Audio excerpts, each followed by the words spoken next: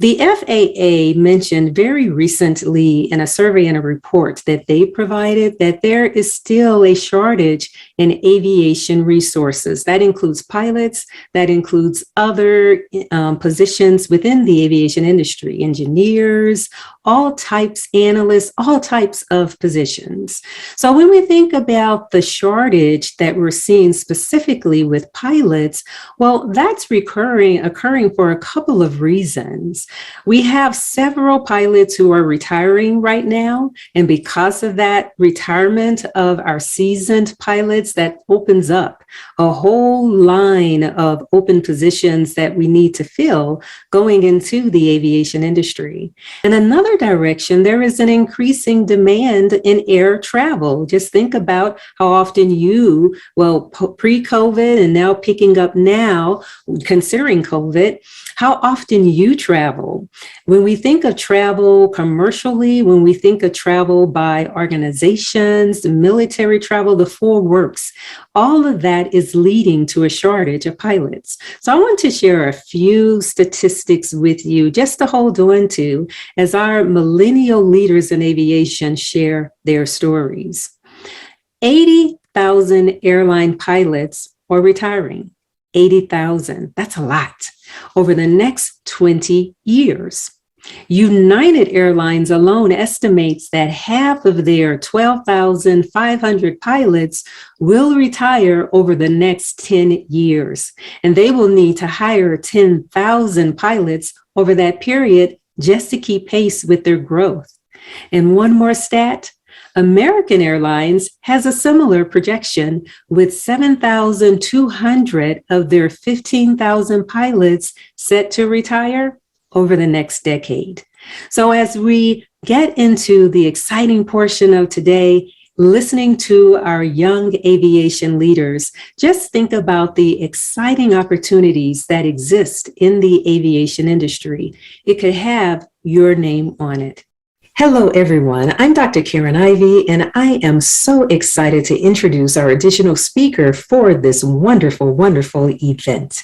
It is my pleasure to introduce First Officer Tanesha Wallace. First Officer Tanesha Wallace became inspired to become a pilot at an early age when she was introduced to the Shades of Blue, which is a nonprofit organization founded by her uncle, retired United pilot Captain Willie Daniels. She experienced her first airplane ride while participating in one of Shades of Blue's summer programs. After that rewarding experience, Miss Wallace set her goal to become an airline pilot.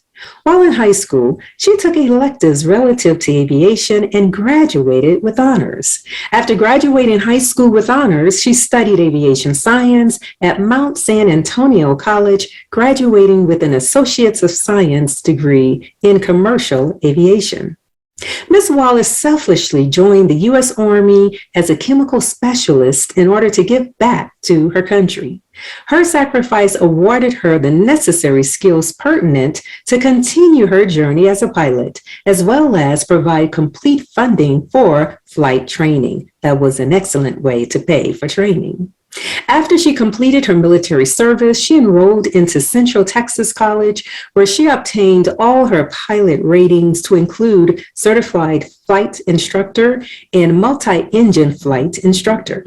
In conjunction, she attended Texas A&M University, Central Texas, obtaining her Bachelor's of Science degree in professional pilot. After graduating college with honors, Ms. Wallace became a full-time flight instructor at Central Texas College until she acquired enough flight hours to get hired on with her first regional airline.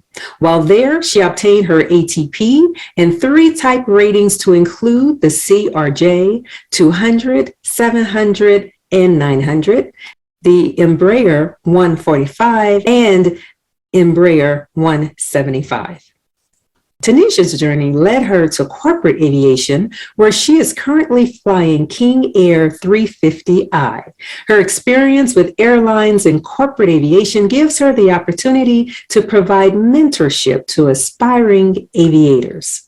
Ms. Wallace believes through hard work, determination, and sacrifice, having a flying career is rewarding. Her experience allows her to travel to multiple countries, sightseeing, learn new cultures, and of course, eat multicultural feasting while getting paid to do it. Now that is a plus. The advice of Ms. Wallace to future aviators is, no matter what roadblocks come in your way, always be persistent, stay motivated, and never lose sight of your goal. It is my pleasure to turn the mic over to Ms. Tanesha Wallace. Tanesha, the floor is yours. Hello, everyone. It's really nice to be here and meeting you all. I have been a part of aviation for quite some time, and as a matter of fact, I had got involved in aviation through my uncle's program called Shades of Blue. Actually wearing his shirt right now. I don't know if you guys all see it. So when I was a teenager, my uncle, Captain Willie Daniels, had came and talked to majority of all of us, our cousins. My mom is Willie Daniels' youngest sister, and they're a family of 10, so it's a pretty big family. He came in and talked to all of us about a future in aviation, and at the time, just being a young teenager, I didn't have any clue about aviation at all. So he had invited me to Colorado to one of his summer programs, and which I had participated in and got my first ride in a Super Cub. You know, it's a tail dragger, and it was the most amazing thing I have ever did in my life. Just having that feeling of taking off and exploring and seeing the mountains and stuff was just amazing. So after talking to him and getting that ride, I decided aviation was going to be my career of choice. So I went back to California, where I was originally from, and went to high school and started to take up some elective classes to help me get geared for my aviation career. Took up psychology and astronomy and all those stuff to help out. Even got my first introduction in private pilot ground school while in high school, believe it or not. Graduated with high school with honors, and then moved on to college, where I went to Mount San Antonio College to pursue my career in aviation. I got my associate's degree at Mount San Antonio College under commercial aviation. And then after that, I had to take a pause for my whole aviation career. And I decided to do something a little bit patriotic before I continued to pursue on. So what I did was join the Army as a chemical specialist. And this was a wonderful opportunity for me, being that I was so young at the time. I was only 20 years old. This opportunity for me to get into the military really was an eye-opener experience, where I was able to explore the world, you know, get into a whole team dynamic.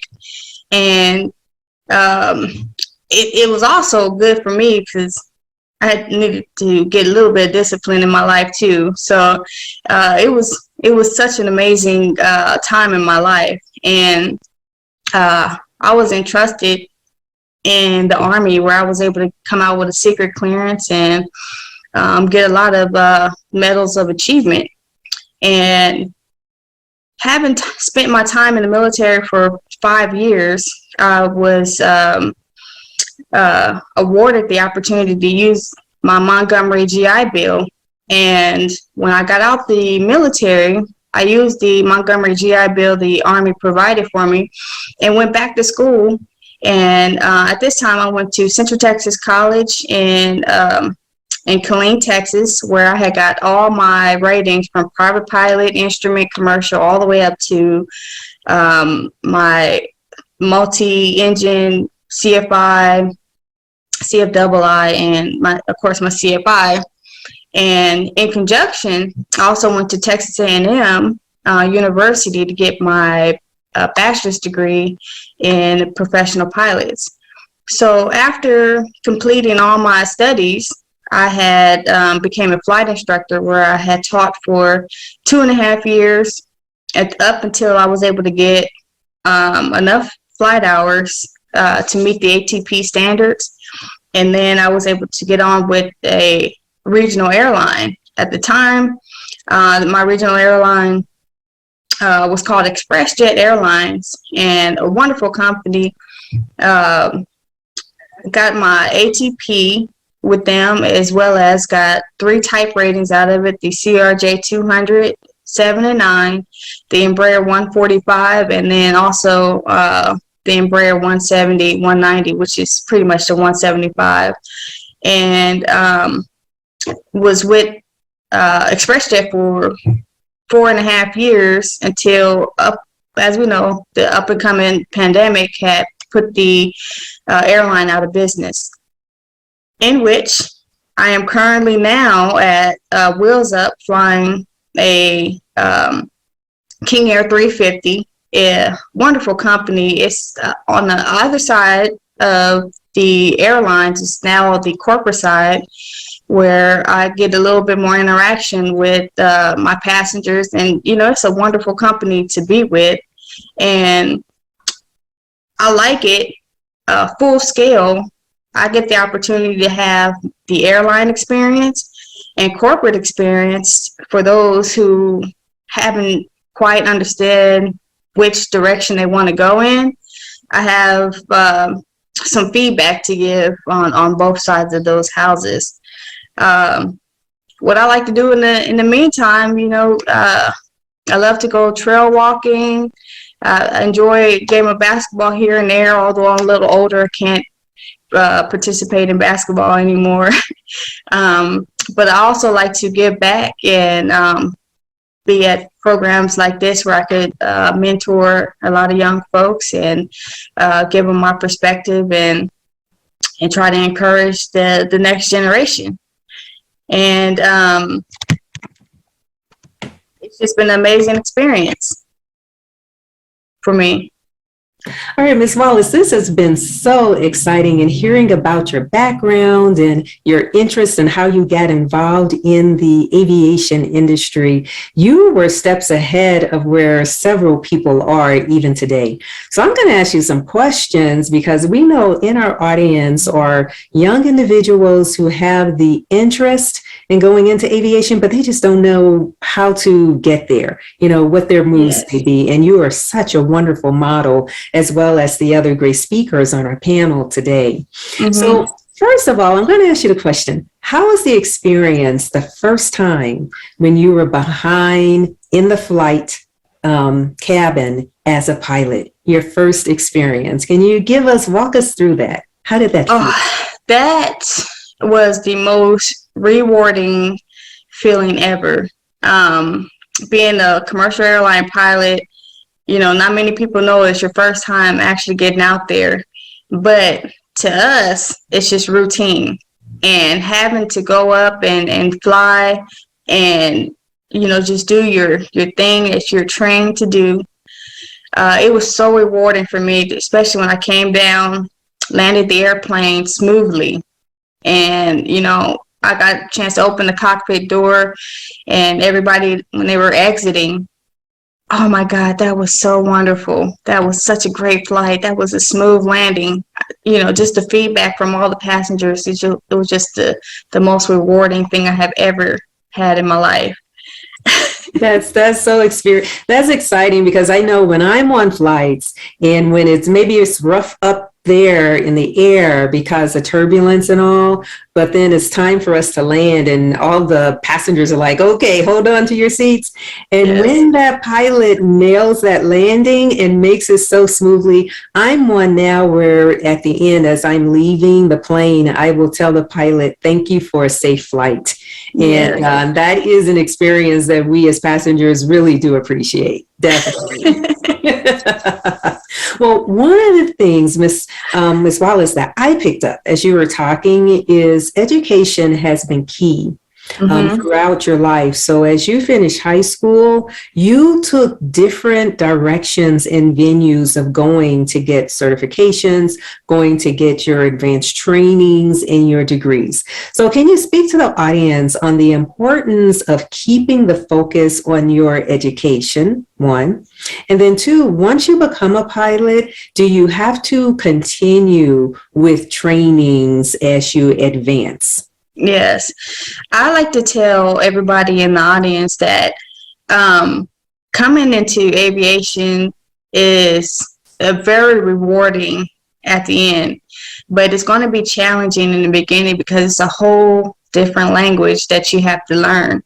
And coming from my own struggles, what I had found out was it's better to learn the academics now instead of trying to go for getting your flight hours. You know, don't rush to the finish line and don't have the core at the bottom to help support you.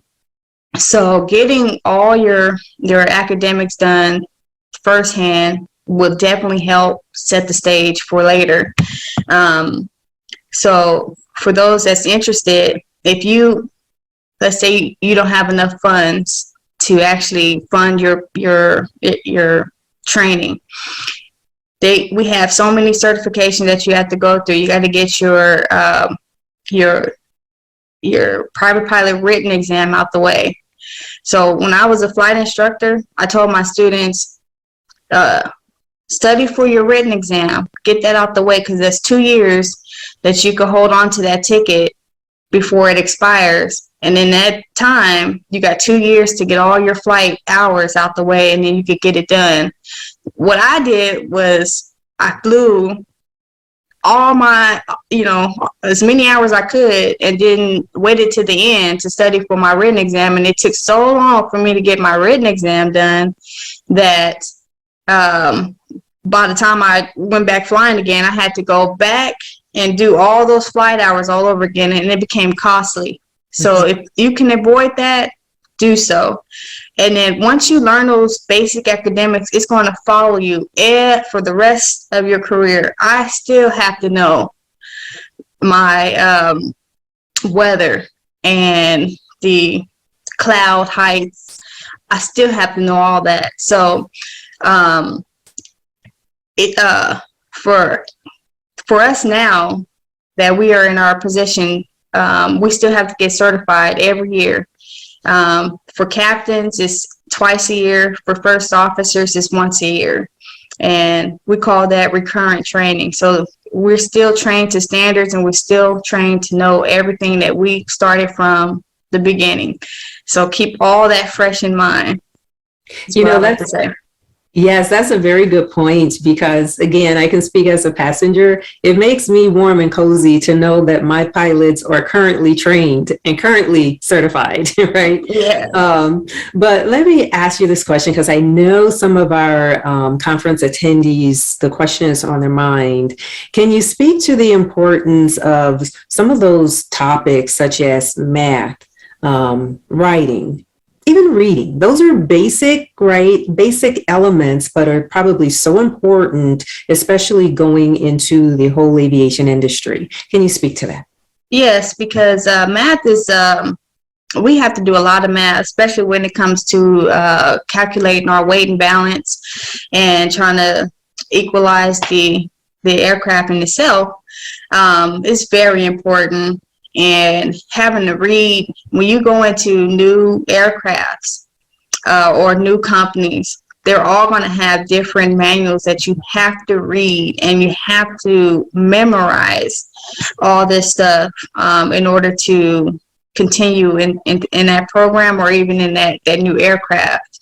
So having, good grades, A's or B's if you could get it, but just having general good grades in general is definitely going to set you apart from everybody else.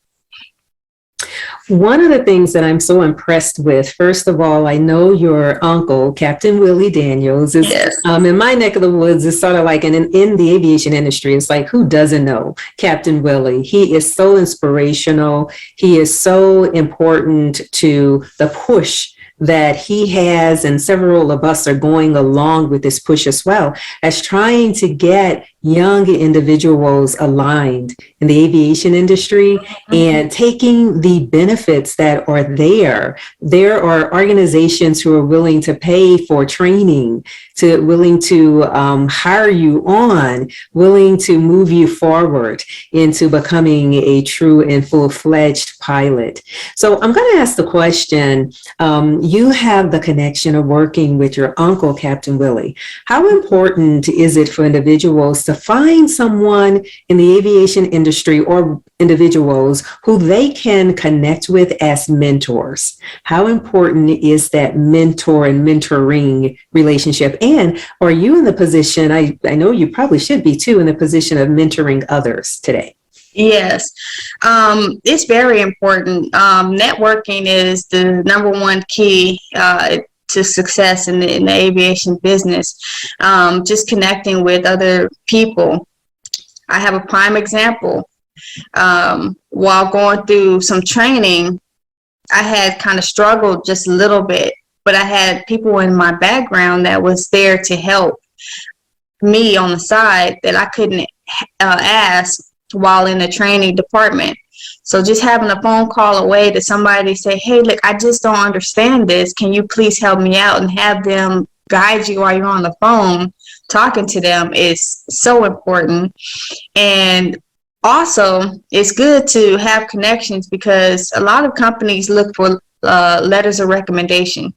And people in good fields like myself and my uncle who know these connections could not only write you a letter of recommendation, but can help pass your application along and really speak word and volumes on your behalf. So it is so important to connect. And for me, yes, I am in a position where I do mentor. I do give back to my uncle's program, Shades of Blue. And I also am involved in Sisters of the Skies, nonprofit organization as well, where, we go out and speak to a lot of young Black African-American girls that's trying to get involved. Because for us, young Black African-American girls is only less than 1% in the aviation industry, and we're trying to increase those numbers. So, it's very important. I want to highlight on something that you just said as well, because I am just jumping out of my seat with joy in seeing you, young, intelligent, African-American, and female. And one of the things that I speak to a lot, and some in our audience may be slightly concerned about this, is the whole positioning of being the only one. As you said, for African American females, the percentage is really low. For females in the aviation industry, it has grown over the years, but relatively, we still have opportunity and the need to grow also. Can you speak from your experience as being the only one? And I say that in quotes because that could have meant being the only female in your class, being the only African-American in your class, being the only one at a younger age in your class. Can you speak to that positioning of being the only one and the importance of moving forward and pushing forward through those positions and those opportunities? Oh, yes. As a matter of fact, it has been challenging to be the only one and the only female in the class, and yet alone the only Black female. But we can all take a part in finding something that we could interact with, I like to go to a lot of my peers and, kind of get along with them as best as possible and try not to show like this colorism ordeal, but work as a team. And that's the key importance is working as a team to be able to get the job done. And in a lot of these training programs, although like for myself, I had felt like I was in this by myself, I wasn't. And that's where my other mentors had came in, where I just couldn't get that extra push from my teammates that I could call on and have a helping hand, just a phone call away. And for me, I want to tell these young ladies that are trying to get up, yes, you will have struggles, but I tell you, don't let those struggles keep you down. I mean, if you feel that you are not connecting in some sort of way while in training, please reach out to any one of us. We will all be there ready to answer any of your questions for help. You're not alone. That's a wonderful message. Reach out. Don't be hindered for asking for help. Yes. And let yourself become a help to someone else as well, right? Yep. Yes, as you go along. One of the things, as we were recently speaking with your uncle, Captain Willie Daniels, and just knowing this in the aviation industry, the statistics as far as the future need for pilots across the airlines, across organizations is huge. We have deficits as far as individuals who are in the pipeline to become pilots, to become technicians, supporting aviation, to become engineers, supporting aviation, the fullness of it. So what message of encouragement do you want to give to those in our listening audience to encourage them to make that step into aviation? So, some people try to go out and be pilots, but you have to pass a medical exam. Now, if you can't pass that medical exam, it's okay, because there's other industries that you can get into that we desperately need, as far as aviation mechanics. We need engineers, we need aerospace sciences. We just need so many of these folks to fill that gap that's about to come in the next couple years. So if you're involved or if you're interested, there's so many opportunities. Air traffic control as well. We need so many air traffic controllers out there. So, just being a pilot is not the only thing out there, is what I like to say. I love that, because one thing it is, every young person out there listening today, attending our conference, we, at the beginning of the conference, we spoke to the different types of jobs that are available in aviation. Do your own research. Find out what you're interested in, and then take those steps to step into it. Get the education that's needed, right? And step into it. It is our pleasure again, Ms. Wallace, to have individuals like you, our young millennials. You guys are our leaders of today and tomorrow. And it's our pleasure to be able to touch base with you in this virtual world and to meet you as well. I'm going to ask you, Ms. Tanesha Wallace, what are your future goals of what you want to continue to do in your career path? Well, for me, I just want to continue moving forward in my aviation career, but I would like to not only follow in my uncle's footsteps, but I would like to just keep encouraging young adults to join the aviation field as best as possible, and just encourage to mentor and be that shining light on those who would love to do it, who don't have the drive, but need somebody to give them words of encouragement. That's what I'm looking forward to for the rest of my career. Well, that is outstanding. And needless to say, one thing I tell the young people who I help to mentor and support, can I get your signature now? Because I know toward the future, it's going to be so much more expensive just to get close to you. But I just want to say thank you. Thank you for sharing your words of wisdom, sharing your steps that you took to get into the aviation industry and to excel as the way that you are doing. We are sitting here and just knowing we're going to see so much more of you, right, as you do your career moves in aviation and support community as well in all that you do. We are so proud of you, so proud of you. Well, thank you. Thank you. I really appreciate it. It's been an honor to be sitting here today.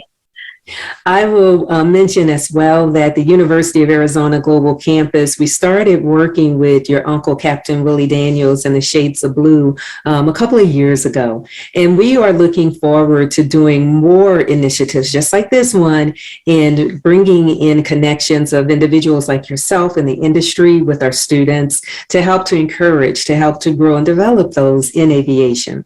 So if you do not mind, Ms. Wallace, we would love to tap you on your shoulder for the future and bring you in, yes, for more events. Our Women in STEM is our organization focused on developing women and others who are interested in STEM careers, and we would love to continue the connection with you. Absolutely. Yeah, I'm just a phone call away, so absolutely. All right. Well, thank you, Ms. Wallace. We look forward to working with you toward the future and continue to shine because you are shining brightly. Thank you, Dr. Karen. I really appreciate it. Hi, everyone. I'm Mayan. I am the outgoing secretary with Women in STEM. It is a pleasure to meet everyone and see everyone today. I want to bring Captain Willie Daniels up to the mic to share a few words. Go ahead, Captain Daniels. Hello, Maya and Mark, Tevin, Chameron, David. We have a couple other additional panelists.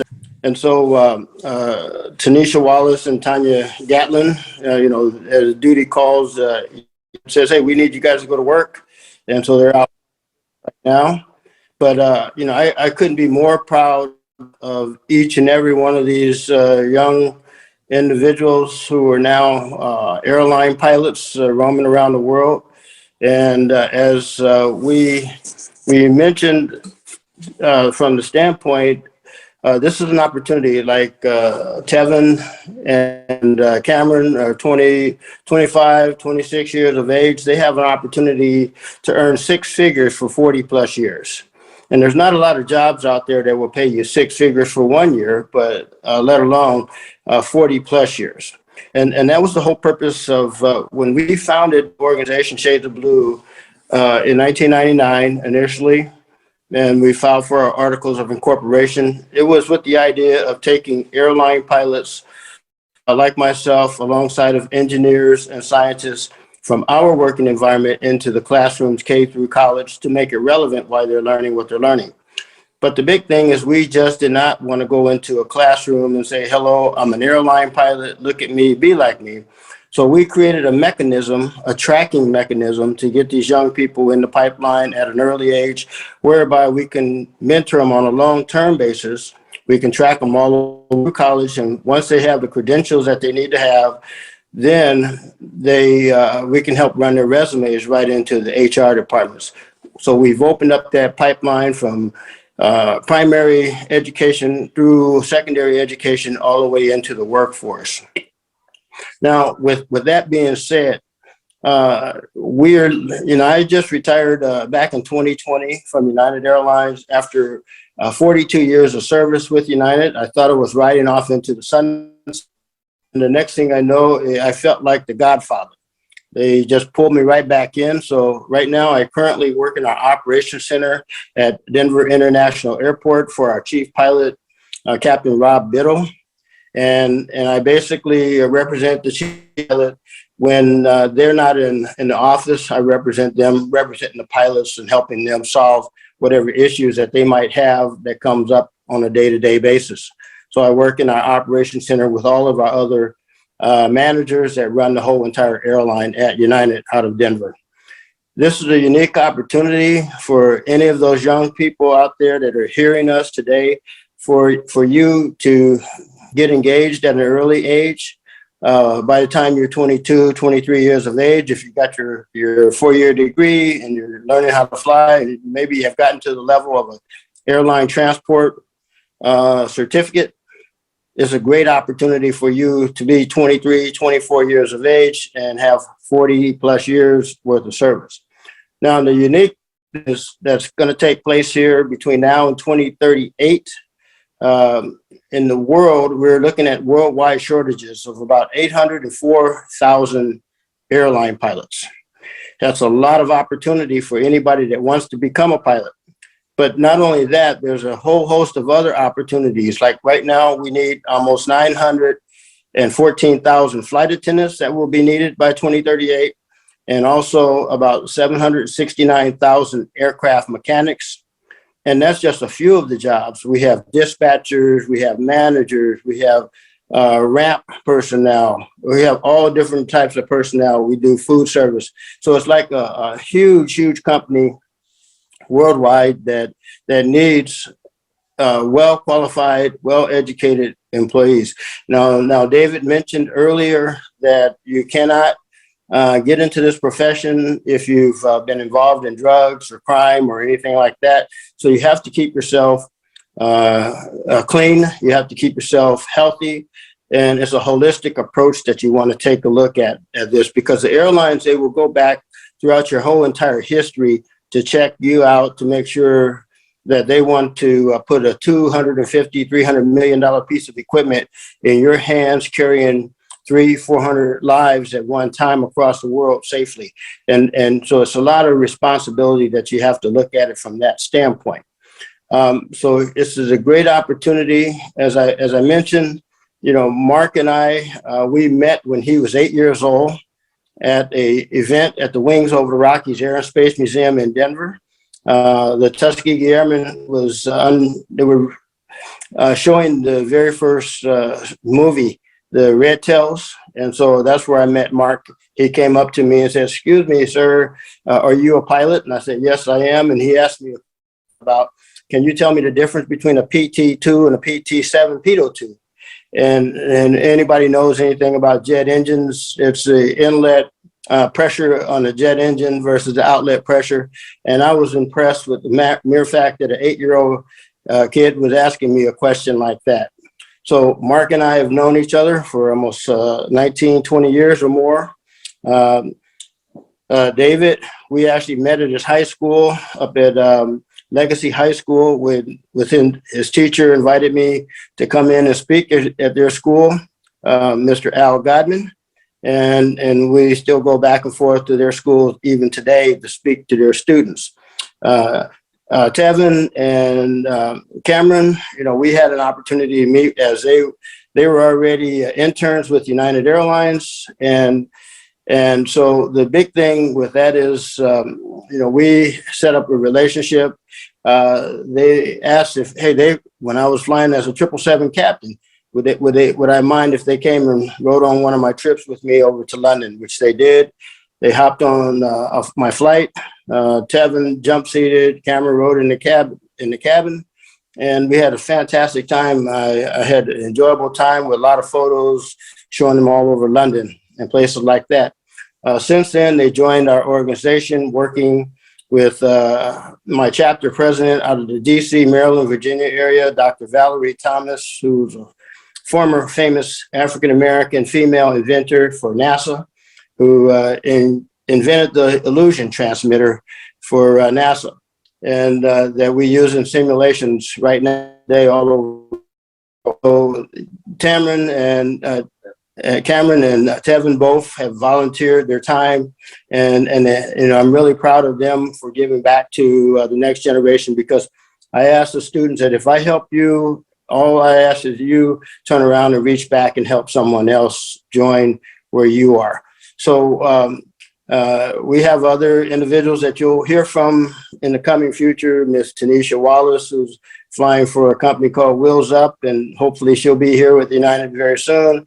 Miss Tanya Gatlin, who got a last-minute trip today and had to go out and fly. Other than that, she would have been on this call this morning or this afternoon. And so it's a great opportunity. So if anyone is interested, they can feel free to check out our website at ourshadesofblue.org. Students can join our organization all over the country. We have several chapters in Los Angeles, Colorado, DC, Maryland, Virginia, Georgia, New Mexico, and we're bringing other chapters that were dormant back up and operational, like in Illinois and things like that. So this is a great opportunity for those of you who are interested in a rich, rewarding career to be productive members of society. And I look at it from the standpoint that not only do you benefit, but everybody involved in your sphere of influence, your family members and your friends can all benefit from that. And with that being said, I will turn it back over to Dr. Ivy. Thank you. Hello, everyone. This has been so exciting. Oh, my goodness. I am so inspired. Right now, we're going to switch the view to gallery, and we are asking if all of the panelists, including Captain Willie, can turn on your cameras. How do you even top an event like this? We don't know, but hey, we're just going to keep on trying and, and hopefully we can have more Captain Willie and his crew to come back to share with us. We would love to have you all. And so on that note, we will see you next month as we have another exciting webinar on the STEM industry. So I encourage everyone to pursue your dreams, and I hope you stay safe, and I hope you have a great weekend. Until March, we'll see you then. Thank you very much. Thank you, everyone.